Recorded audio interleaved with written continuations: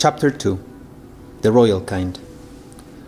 Day 12, Month 6, 150 after low, afternoon. Sadr. The ship's wooden panels screeched beneath his shoes as he bobbed back and forth on his toes, anticipating and dreading the moment the line in front of him would set itself into motion. They were landing at the small western port of Yorka. The line of travelers had started to gather the second the dirty white, salted-crusted roofs of the settlement came in sight. By the time they reached the port, rain had taken up again and washed away the crystalline layer, and the world was awash in muddy dark greys and greens again.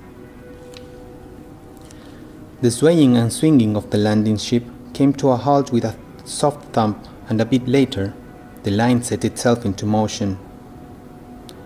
Sadr followed, tensing within all these bodies so close as they shuffled down the narrow plank, exhaling in relief when he set foot on land and the people around him dissolved into all directions. Before him lay the Western Port Market, a loose agglomeration of stalls displaying free goods grouped around the central fireplace of the settlement. His eyes flickered in this patchwork of solar panels, reflecting the bright afternoon grey, and hempic planes draped around a moving stream of heads and shoulders. Further inland, rectangular pieces of plain spanned over stalls and protectively covered patches of earth to avoid the salty rains from here to the horizon, where a hill rose softly into the ever-grey sky. People here cooked for each other twice a day, at dawn and at dusk, a custom found in every larger settlement within the anchorlands, and the stalls around offer all kinds of good, from textiles made of hemp wool and dyed in dark reds, deep blacks, olive greens, silvery greys, and washed-out blues, to special foods from Dala Hill, like fresh fruits and koa, to all kinds of moonflower products that were used against light sensitivity, different kinds of pains, or simply for recreational reasons. He passed a stall with scented candles and inhaled cinnamon, probably from Saubaka, then another one with toiletries, and another that displayed dishes and cutlery. Sadr stopped at a stall with hash products, hoping to refill his almost empty cigarette box, but the stall only offered edibles, and the keeper advised him to ask for beef at the schooling center. The name struck a chord. He had never met Viv personally, but they had shared a lover once. Sadr went to the scheduled meeting point with his last few cigarettes. He would need new ones at some point though. Without them, he had a hard time falling asleep. As a life stealer, other people's emotions and impulses hit him like electric shocks and bestowed on him a knowledge about them that was uncanny in the least. He was able to use that ability on purpose, which was highly illegal, but it also happened involuntarily. His abilities often kept his mind awake, and cigarettes, among other things, helped him calm down. 3 hours later, rain was still pouring in constant salty cascades that leaped from the edge of the roof to hit the ground with a splash. Sadr sighed and lit the second last cigarette between his fingers.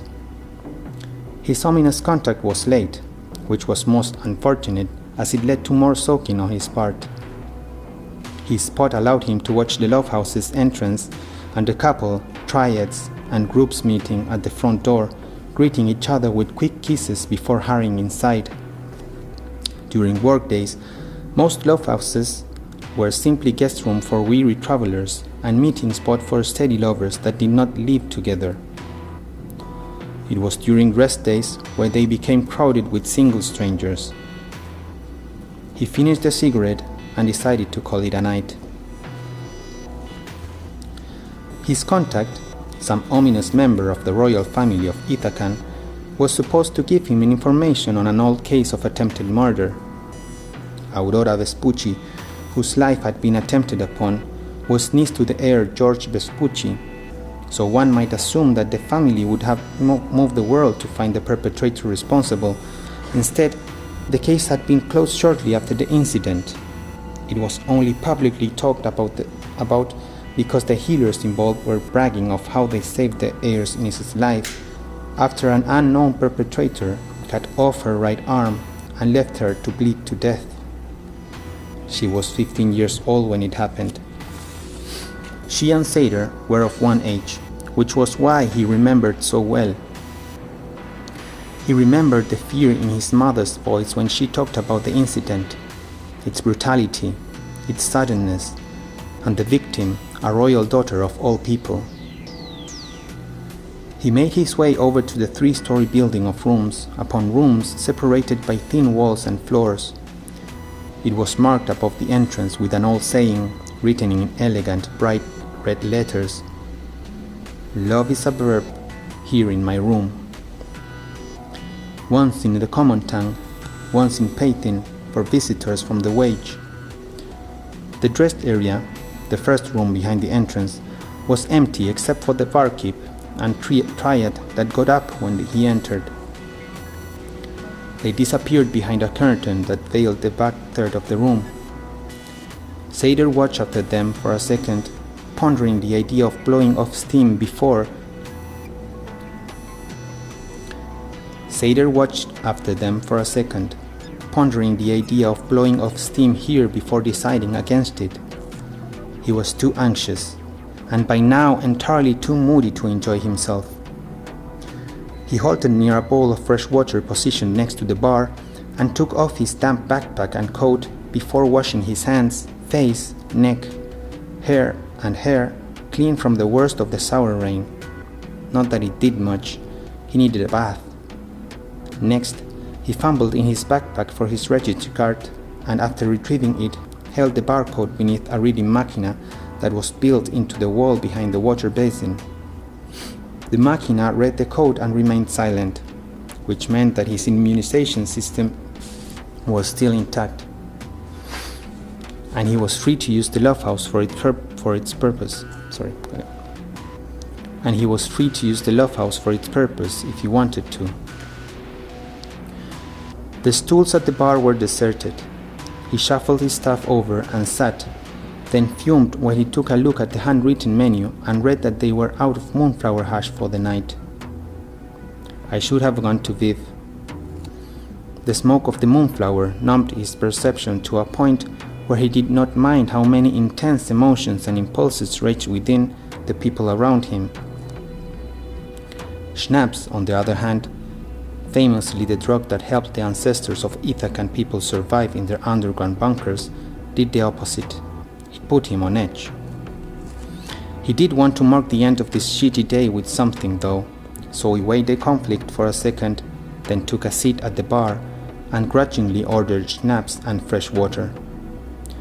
He drank and cursed Bishop under his breath. His supervisor sent him to Yorka knowing full well he was on vacation and had other things to do. His real destination was a territory in Iber, and though it was only a day's travel by ship from here, there was a direct route from Isla, his home archipelago, which meant the little detour to Yorka would cost him 2 precious days of his 15-day vacation. And for what? To meet a contact person that did not even show up. What a cloudy waste of time.